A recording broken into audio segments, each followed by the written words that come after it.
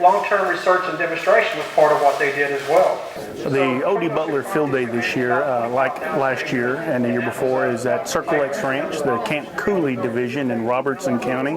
We're east of Franklin, so we're appreciative to that organization for allowing us to be out here. Attendance today, we have about 175 producers from, I would think about 15 counties are represented here in Central Texas and up towards McLennan County and whatnot.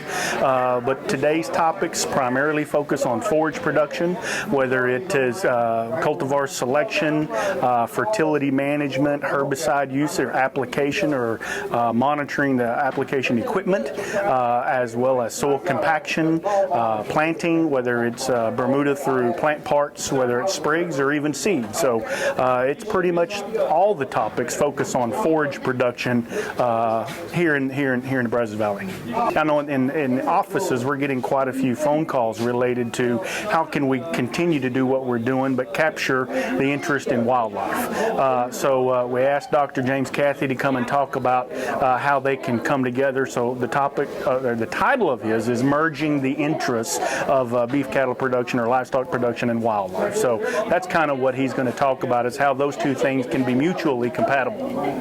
This morning we were talking about establishment, specifically in regards to establishing hybrid Bermuda grass such as Tipton 85 or Coastal.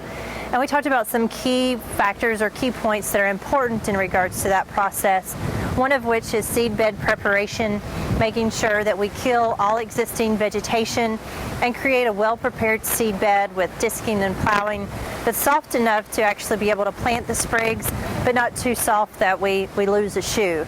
Want to be able to leave 1/4 inch of our heel boot print in the soil so it's soft enough we can actually get the sprigs planted and not bury them too deep.